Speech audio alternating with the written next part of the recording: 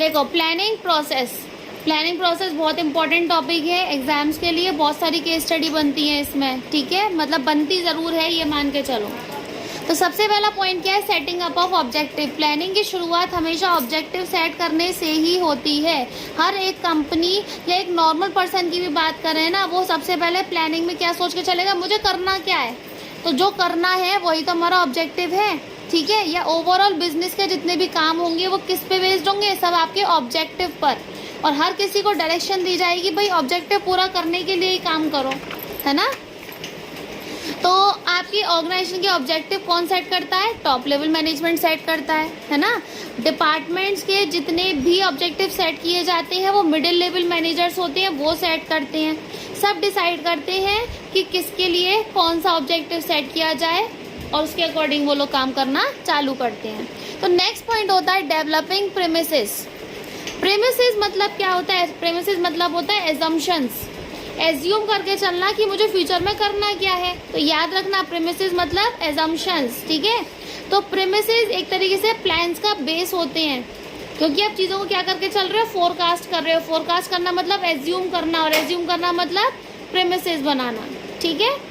तो जितनी भी इंफॉर्मेशन होती है आप पास्ट से इकट्ठी करते हो, जो आपके पास्ट एक्सपीरियंस थे उनसे चीज़ों को इकट्ठा करा और आपने क्या करे, थोड़े से एजम्पशंस करे फ्यूचर के लिए। नेक्स्ट पॉइंट होता है listing the various alternatives for achieving the objectives. अब आपने ऑब्जेक्टिव्स को अचीव करने के लिए बहुत सारे ऑल्टरनेटिव्स बनाए, मतलब बहुत सारे ऑप्शंस इकट्ठे करके रख लिए अपने पास कि हम क्या क्या कर सकते हैं। फॉर एग्जाम्पल अगर मैं एक जनरल एग्जाम्पल दूँ, मुझे एक बर्थडे पार्टी अरेंज करनी है, ठीक है। तो बर्थडे पार्टी अरेंज करना क्या था, मेरा ऑब्जेक्टिव सेट करना था, ठीक है। बर्थडे पार्टी कैसी होनी चाहिए, तो वो मैंने एजम्पशंस लगाए कि मुझे अपनी पार्टी में ये करना है, मुझे अपनी पार्टी ग्रैंड लेवल पे करनी है, कि मुझे बलून्स भी लगवाने हैं, ये भी करना है, वो भी करना है। तो वो सब क्या थे, आपके एजम्पशंस थे, ठीक है, वो प्रेमिसेस थे। अब आपने ये करा, ऑप्शंस रखे, भाई मुझे कौन सी थीम रखनी है ना, किस किस को बुलाना है। तो ये आपने क्या करा, अभी फिलहाल ऑब्जेक्टिव तो सेट कर लिया, लेकिन ऑल्टरनेटिव चूज करें। मुझे पार्टी छोटे लेवल पे करनी है या बड़े लेवल पे करनी है, बड़े लेवल पे करनी है तो मुझे कौन से होटल में करनी है, ठीक है। सबके ऑप्शंस चूज करवा लिए आपने लिस्ट बना ली है। तो लिस्ट बना लेना ऑल्टरनेटिव्स की, उसी को हम क्या बोलते हैं, listing the various alternatives for achieving the objective, ठीक है। अब देखो एक कंपनी की बात करें तो कंपनी में आप क्या क्या ऑल्टरनेटिव्स बना सकते हो। मुझे अपने कंपनी की सेल बढ़ानी थी 10% से, वो तो मेरा ऑब्जेक्टिव था।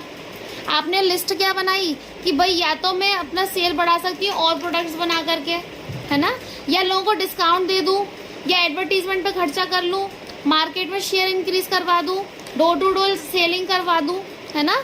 तो बहुत सारे आपने लिस्ट जो थी मैनेजर ने एक बना के रख ली। अब इसके बाद एवेल्युएट करते हैं हम डिफरेंट ऑल्टरनेटिव्स को, कि जितने भी ऑप्शंस मैंने रखे हैं किसके कितने फायदे हैं, कितने नुकसान हैं। सबके पॉजिटिव्स और नेगेटिव्स निकाल के रख लो।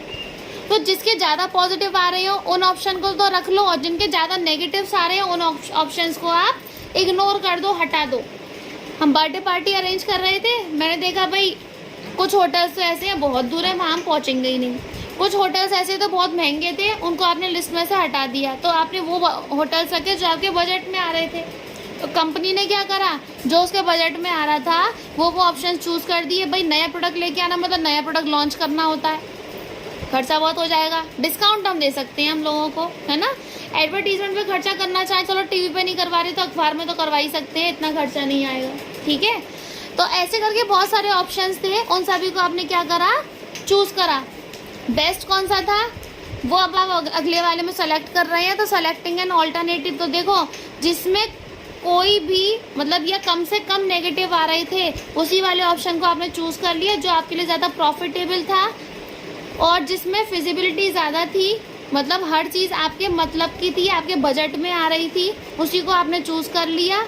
और या देखो ये भी हो सकता है, ज़रूरी नहीं है एक ही ऑप्शन चूज़ करो, ये भी हो सकता है आपने दो ऑप्शन चूज़ करे, किसी दो ऑप्शन का कॉम्बिनेशन चूज़ कर लिया, तीन ऑप्शन चूज़ कर लिए, ठीक है। लेकिन ऑप्शन वो चूज़ किए जाएंगे जो आपके लिए बेस्ट हो, फिजिबल हो, बजट में आ रहे हो, और जो प्रॉफिटेबल हो। सबसे बड़ी चीज़, कम से कम नेगेटिव्स आ रहे हो उसमें। फिर आता है इम्प्लीमेंटेशन द प्लान, मतलब मतलब इम्प्लीमेंटेशन मतलब होता है लागू करना, ठीक है। तो जो प्लान या जो ऑल्टरनेटिव आपने चूज करा था, अब उसे प्लान को लागू करना चालू कर दो, ठीक है। उसको आप क्लियरली सारे एम्प्लॉयज़ को बता दो, भाई हमारा प्लान ये है और इस प्लान के अकॉर्डिंग आपको सारा काम करना है। तो एक तरीके से एक पिक्चर बन जाती है प्लानिंग की कि आपने प्लानिंग की क्या थी, ठीक है। अब मान के चलो आपने बोला था मुझे प्रोडक्ट बनाना है एक नया सेल बढ़ाने के लिए, तो आपने प्रोडक्ट लॉन्च करा, सबको प्रोडक्ट के बारे में सारी जानकारी दी, प्राइसिंग बताई सबको, ठीक है, बनेगा कैसे, प्रोडक्शन की प्रोसेस बताई, सब बता दिया, तब उस पर काम करना चालू कर दिया सबने। सबसे लास्ट पॉइंट होता है फॉलो अप। फॉलो अप मतलब होता है, देखो प्लानिंग करना ही इम्पोर्टेंट नहीं होता, उस प्लानिंग को बार बार चेक करते रहना भी इम्पोर्टेंट होता है। तो प्लानिंग कभी स्टॉप नहीं होती, कहाँ पर इम्प्लीमेंटेशन के बाद तक प्लानिंग हमेशा कंटिन्यू रहती है। फॉलो अप भी करना पड़ता है, चीज़ों को चेक करते रहना होता है, मॉनिटर करना होता है, क्या मेरी प्लानिंग के अकॉर्डिंग काम चल रहा है या नहीं चल रहा। अगर नहीं चल रहा तो आप क्या करेंगे, उस प्लानिंग को सही तरीके से चलवाएंगे, या प्लानिंग में कमी आ रही होगी तो थोड़ा बहुत प्लानिंग में चेंजेस करवाएंगे, ठीक है। तो केस स्टडी में मोस्टली फॉलो अप पॉइंट से बहुत सारे आते हैं, या प्रोसेस जो होती है वो भी बहुत सारी बनती है। तो आपको स्टेप बाय स्टेप ये प्रोसेस याद रखनी है, ठीक है।